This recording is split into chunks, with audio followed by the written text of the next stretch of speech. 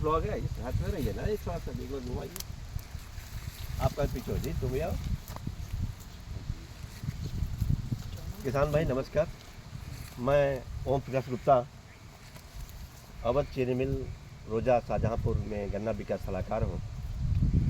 और प्रशिक्षण के बाद किसानों के खेत पर मिलिए कार्यक्रम में यहाँ के अर्थशास्त्री निदेशक पंकज गोयनका के निर्देशन में विशेष अभियान चलाया जा रहा है। इसी क्रम में मैं ऐसे किसान से मिलाता हूँ जो युवा किसान है और प्रमुख जी वर्मा जी। जय वर्मा साहब, अपना परिचय बताइए तो। जी, संतराम वर्मा, ग्राम सरोवर नगर, पोस्ट रायखेड़ा, जिला शाहजहाँपुर। ये आपकी जो गन्ने की कौन सी प्रजाति है, इसको कब आपने बुआई कराया था? ये 0118 जी 0118 जी। और इसे हमने अक्टूबर के लास्ट में बोया था धान का। इसके बीच में जो है कुछ आपने बोया भी था क्या? हाँ, मसूर बोई थी। मसूर बोया था। वो मसूर कब बोया था और कितना बीज लगेगा? अक्टूबर में ही बो दी थी, लास्ट में 2 दिन के बाद गन्ना बोने के दूसरे दिन तीसरे दिन बो दी थी। मसूर आपने बो दिया जी। 1 एकड़ बोने में आपको कितना बीज लगा होगा और मसूर कितने दिन में तैयार हुआ?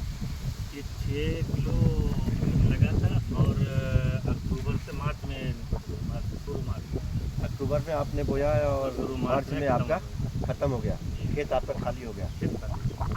कितना किसानों कितना मसूर होगा 1 एकड़ में आपका? समथिंग एकड़ में 6 कुंटल मसूर। मतलब आप 1 एकड़ में 6 कुंटल और समय अक्टूबर में बोया, मार्च में आपने इस समय निकल गया, खेत खाली हो गया।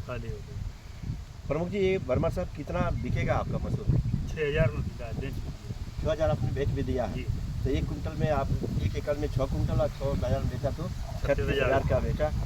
आप अभी बता रहे थे कुछ और मेहनत किया जाए, तकनीकी जानकारी से किया जाए तो 6.5 कुंटल बीघा भी निकल सकता। नहीं, 6.5 नहीं, 9 कुंटल एकड़ में भी निकल सकता और निकला भी, हमारे यहाँ भतीजे का निकला। 1.5 कुंटल बीघा भी निकल सकता है। तो बड़ी अच्छी बात हुआ कि आपने गन्ने के साथ मसूर की खेती लिया और मसूर बोने से आपने सामने सरसों बोया है और इधर मसूर बोया, दोनों क्या अंतर आपको लग रहा है? दोनों में बहुत अंतर है। सरसों का ये ब्रिज भी वो नहीं दे पाता है और सरसों से गन्ना भी दब जाता है। चीनी मिल रोजा गाँव की एक जिसमें विशेष अभियान चलाया जा रहा है किसानों के यहाँ।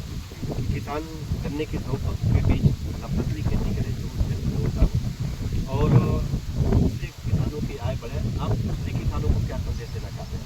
यही देना चाहते हैं कि मसूर बोएं और मसूर की अच्छी खेती है, उस समय से खाली भी खेत हो जाता है।